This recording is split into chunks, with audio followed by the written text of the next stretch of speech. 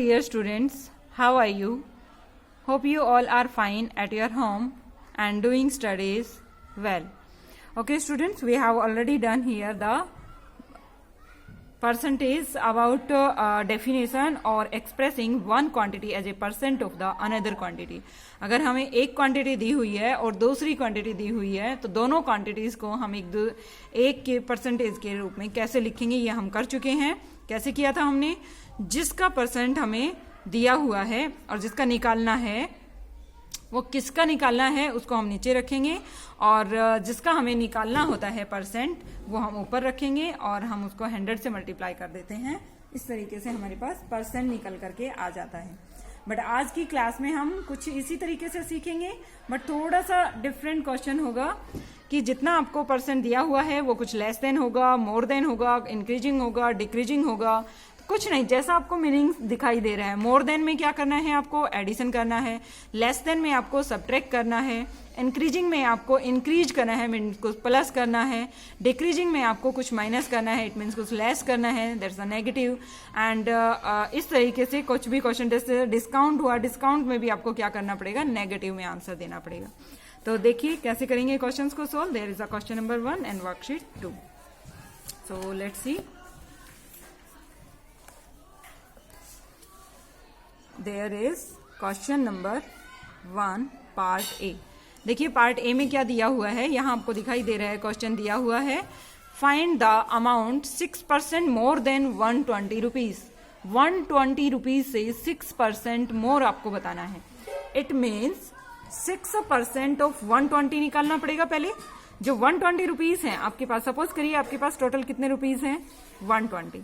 और 120 का 6% निकालिए. पहले तो 120 का 6% कितना हुआ? क्या निकालते हैं हम? 6% of 120. Is this clear? So cut by these two numbers. 2 6 जा 12, 2 5 जा 10, 6 6 जा 36 डिवाइडेड बाय 5, 5 7 जा 35 and 1 by 5. There is a 7 and 1 by 5. This is a 6%. Okay students, but we have to count here 6% more than 120. It means we have to add here 120 plus इसमें 120 में हमें मोर करना है, means कुछ add करना है. 120 में कितना ऐड करना है? 120 का 6% ऐड करना है. और 120 का 6% क्या हो रहा था? That's the 36 by 5. We don't cut there and we don't write it in the mixed form. This will be written here as this, 36 divided by 5. Now it will be added here. So it will be changes to this. There is LCM here, that's the 5 LCM and 1. So students, this will be changes to this, the LCM here, and 1 से divide करेंगे 5 को तो 5 ही आएगा और जो question आएगा उसको 120 से मल्टीप्लाई कर देंगे तो 120 into 5 and plus 5 1 जा 5 and this is the 36.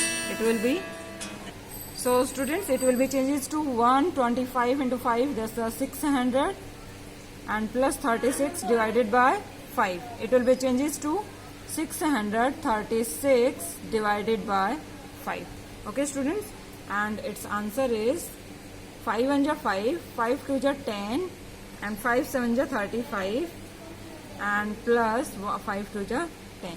It's the rupees here. The 6% more than 120. This is equals to 6% more than rupees 120. 120 से rupees 6% more than. This is the answer here. Now there is a part B. Now students देखिए next question में दिया हुआ है the amount 15% less than 400. Less than 400 means less than में से कुछ minus, less than means कुछ minus करना है. अब देखिए क्वेश्चन को रीड आउट करिए अच्छे से. द अमाउंट 15%, वो अमाउंट आपको बतानी है जो 15% लेस देन 400 हो. 400 से 15% लेस करना है हमें.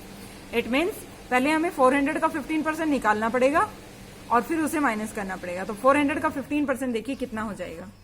सो let's see. 15% of 400 that's equals to 15% of 400 and that's equals to 2 zeros से 2 zeros cut 5 4 ja 60. This is the 60 rupees and we have to do here 15% less than 15% less than 400. 400 से अब 15% less करना है तो 15% कितना था 400 का 60 rupees. It means we have to subtract. देखिए हम जब क्वांटिटी सब्ट्रैक्ट करते हैं आपको कोई शॉपकीपर कहता है कि एक बुक लेकर आए और आपको कोई बुक की कॉस्ट 100 रुपीज दी हुई है और कह रहे हैं कि हम इस बुक पर आपको डिस्काउंट देंगे 10%. तो 10% डिस्काउंट दिया लेकिन बुक की कॉस्ट कितनी है रुपीज में. तो पहले आपको उन रुपीज का जितने रुपीज की कॉस्ट बुक की कॉस्ट है उसका 10% निकालना पड़ेगा और फिर 10% निकाल करके ही आप डिस्काउंट को माइनस करोगे क्योंकि डिस्काउंट मीन्स कुछ माइनस करना है हमें 100 में से और हम कम रुपीज देकर आएंगे. तो 100 का पहले 10% निकालिए. 100 का 10% निकालेंगे तो जो आंसर आएगा 100 का 10% कैसे निकालना है 10% ऑफ 100. इसी तरीके से 10% ऑफ 100 ऐसे लिखेंगे फिर कट करेंगे कुछ नंबर्स फिर जो आंसर आएगा वो 10 आएगा. 100 में से 10 रुपीज माइनस कर दीजिए तो कितना हुआ 90 रुपीज. 10% डिस्काउंट देने के बाद जो बुक की कॉस्ट हुई वो कितनी हो गई 90 रुपीज. तो इसी तरीके से हमें यहाँ करना है 400 का पहले 15% निकालिए और जो 15% आया उसे हमें 400 में से लेस करना है. तो 15% लेस हो जाएगा 400 का. That's the 400 minus 60 that's equals to 340 rupees. It will be done here. Now there is a question number second. Question number 2. देखिए क्वेश्चन नंबर 2 में दिया हुआ है the monthly salary of Mohan is 950 rupees. So monthly salary of Mohan is equals to rupees 950. 950 rupees is the monthly salary. If his salary increases by 6%. कितना percent increase हो गई 6%. जितनी salary थी उस सैलरी का 6% इंक्रीज हो गया. It means इस सैलरी का पहले हमें 6% पता होना चाहिए तभी तो हम इसमें इंक्रीज करेंगे सैलरी में. Is this clear. तो पहले मालूम करिए कि what is the 6% of 950. So let's see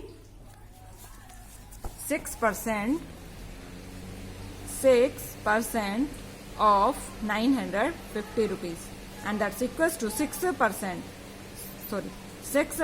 6 by 100 and into what will be multiplying किसका 6% चाहिए हमें 950 का. This will be cutting here 5 2 जा 10 5 1 जा 5 5 9 जा 45 2 1 जा 2 2 3 जा 6 19 3 जा दैट्स द 57 रुपीज. 6% ऑफ 950 कितना आ गया हमारे पास 57. इट मीन जो उसका इंक्रीज हुआ सैलरी में 950 उसकी सैलरी थी उसमें 6% इंक्रीज कर दिया तो कितनी सैलरी हो गई now. It's a new salary. New salary is equals to 950 rupees पहले ही सैलरी थी एंड प्लस इंक्रीज कर दिया 57 रुपीज. तो अब जो सैलरी रह गई उनकी कितनी हो गई. there's a 7 and 10 there is a 10 1007 rupees. Is this clear students. That's the 1007 rupees. Now there is a question number 3. In the question number 3 there is asking here that the dealer buys an old car for 80,000 rupees. एक dealer ने जो car खरीदी उसकी range क्या थी 80,000 rupees and he repairs it. उसने इसे repair भी करवाया and sales it in an increase of 10% और 10% इंक्रीज में उसे बेच दिया. Okay students. सो 80,000 रुपीज में उसने खरीदी कार को और कुछ रिपेयर किया उसने जो भी उसमें कुछ कमियां थी उनको रिपेयर करवा लिया और उसे बेचा कितने में एट एन इंक्रीज ऑफ 10%. 10% का इंक्रीज करके उसने उसे बेच दिया. What is the selling price of the car. तो अब उसने कितने में बेचा वो हमें निकालना है. तो इट मीन्स निकालना क्या है हमें 80,000 पहले से कॉस्ट दी हुई है. अब उसने 10% इंक्रीज करके उसको बेच दिया. तो 10% पहले हमें सैलरी का ये जो कॉस्ट है कार की उसका 10% निकालना होगा वही इसमें इंक्रीज करना है. तो देखिए 10% of 80,000 and that's equals to 10% of 80,000 and this will be equals to there is a 8,000 rupees. How much rupees? 8,000 rupees is the 10% of 80,000. So the selling price SP of car, SP car का क्या हो जाएगा? 80,000 में तो उन्होंने खरीदा था और कितना और इंक्रीज कर दिया उन्होंने? 10%, एंड 10% उसका कितना है? 8,000, and that's equals to the 88,000 rupees. This is the selling price. जितने में उन्होंने बेचा तो वही इसका प्राइस हो जाएगा. Now there is the question number 4. The monthly consumption of milk in a family is 120 litres. एक फैमिली है जिनका मंथली कंजम्पशन मिल्क का, इट मीन्स जो मिल्क वो यूज करते हैं पूरे महीने में, उसका जो क्वांटिटी दी हुई है वो दी हुई है 120 litres. So quantity of milk used in 1 month. 1 month में जो मिल्क की क्वांटिटी उन्होंने यूज की वो कितनी है? 120 liters. This will be the quantity here. And now there is asking here that if due to festival the consumption of milk increased by 20. Festival है, it means कुछ मिल्क और खरीदा जाएगा, और that's the increasing here 20% milk और increase हो गया. Is this clear? 20% consumption और इंक्रीज हो गया. It means पहले हमें 20% निकालना पड़ेगा, तो जो कंजम्पशन, अब जो कंजम्पशन हुआ टोटल मिल्क का वो कितना हुआ वो हमें निकालना है. लेट्स सी.